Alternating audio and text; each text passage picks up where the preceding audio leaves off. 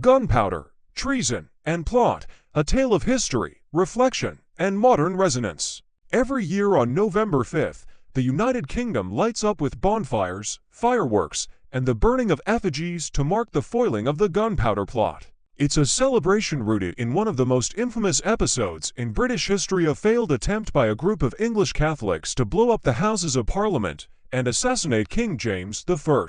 Over 4 centuries later, this day still echoes through time, now known as Guy Fawkes Night or Bonfire Night. For people in the UK, it's a tradition filled with noise and spectacle, while across the pond in the US, it's less familiar but still sparks curiosity thanks to pop culture like The Mask from V for Vendetta. But beyond the flames and festivities, there's a deeper story here, one of faith, betrayal, and the lengths people will go to for power. Let's dive into what happened, why it still matters, and how it connects to our world today. The spark, how it all began. Picture England in the early 1600s, a nation caught in a tug-of-war between religions and reeling from political upheaval. Queen Elizabeth I had died in 1603 without an heir, passing the crown to James I, the son of Mary, Queen of Scots, a Catholic who'd been executed under Elizabeth's orders. For England's Catholic minority, James's rise brought a flicker of hope. Maybe, they thought, this king born to a Catholic mother would ease the harsh laws that banned their faith, fined them heavily, and barred them from public office. But those hopes were dashed fast. James stuck to the Protestant line, keeping the pressure on Catholics and leaving many feeling betrayed. That's where the Gunpowder Plot was born. A small band of Catholic conspirators, led by a charismatic nobleman named Robert Catesby, decided waiting for change wasn't enough. They hatched a bold, brutal plan: blow up Parliament on November 5, 1605, during the King's state opening speech. The blast would take out James I, his heirs, both Houses of Parliament, and the country's top judges in one fell swoop.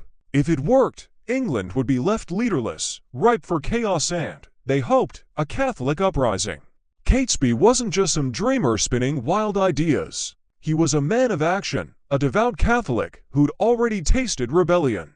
Back in 1601, he joined the Essex Rebellion, a failed coup against Elizabeth I, and got slapped with a massive fine that wrecked his family's finances. Instead of breaking him, it fueled his fire. He believed the Pope and the Jesuits were too slow to bring England back to Catholicism, so he took matters into his own hands, dreaming of a single, explosive act to reset the nation's course. The plotters, who were they?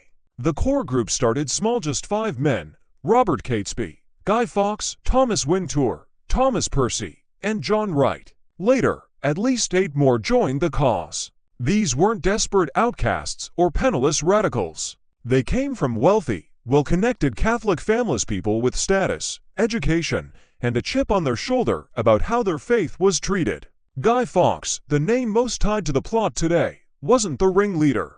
He was the explosives guy, brought in for his know-how. Born in York in 1570 to a Protestant family, Fawkes converted to Catholicism as a young man and fought for Catholic Spain against Protestant Dutch rebels. His skills with gunpowder made him the perfect choice to light the fuse. Catesby, though, was the mastermind, charismatic, persuasive, and driven.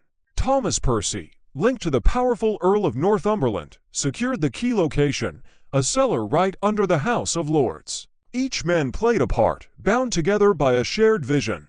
The plan: gunpowder under Parliament. The conspirators didn't mess around. At first, they rented a house near the House of Lords and started digging a tunnel to reach the cellar below. It was slow going, but then luck struck. Percy managed to lease the actual undercroft beneath the Lord's chamber. Jackpot! Over time, they smuggled in more than 2.5 tons of gunpowder barrels hauled across the River Thames by boat. Experts reckon that amount could have leveled not just the House of Lords, but much of the Palace of Westminster. Fawkes was tasked with staying behind to ignite the fuse, then escaping down the Thames to Flanders, modern-day Belgium, and the Netherlands to rally Catholic allies for an invasion. Meanwhile, the others hid out in Warwickshire, a Catholic stronghold, ready to spark a nationwide revolt. Money was the catch. Pulling this off wasn't cheap, and Catesby leaned hard on his rich Catholic pals to fund it. The more people he roped in, the bigger the circle got, and the harder it became to keep the secret. That loose thread would unravel everything. The bust, how it fell apart. The official story says it all came crashing down thanks to a mysterious letter. On October 26, 1605, Lord Monteagle, a Catholic noble who'd made peace with the Protestant regime, got an anonymous tip warning him to skip Parliament's opening. The note hinted at a terrible blow against the wicked. Monteagle didn't waste time. He ran straight to the King's Privy Council. On the night of November 4th, guards searched the Palace of Westminster. Just before midnight, they caught Guy Fawkes in the cellar, posing as John Johnson. He was standing by the barrels, with a watch and matches in his pockets. They hauled him before King James around 1 a.m. On the 5th, when the king asked what he was up to, Fawkes didn't flinch. He admitted he wanted to kill the king and blow up Parliament, claiming the Pope had said a dangerous disease needs a swift cure. Fawkes was carted off to the Tower of London, where the real pressure began. Torture broke him. First a confession on November 8th, then names on the 9th, and a full, shaky signature on the 10th. That scribbled confession, warped by pain, still sits in Britain's National Archives. Trial and execution. The trial kicked off on January 27, 1606, right in the Westminster Hall they'd planned to destroy. All the plotters were found guilty of high treason. Their punishment came swift and gruesome on January 30th and 31st in the heart of London near St.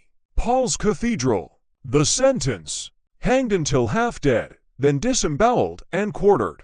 Fawkes dodged the worst of it. He jumped from the scaffold, snapping his neck and dying instantly. The legacy: from plot to party. In the aftermath, Parliament passed a law making November 5th the day of Thanksgiving for deliverance. It stuck around until 1859, but the tradition outlived the legislation.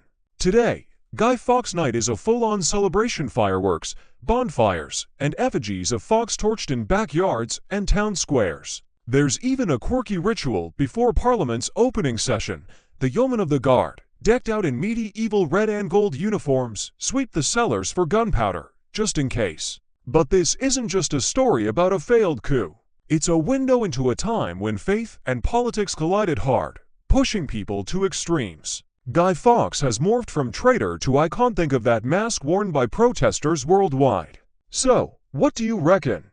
Was he a villain or a guy caught up in his era's madness?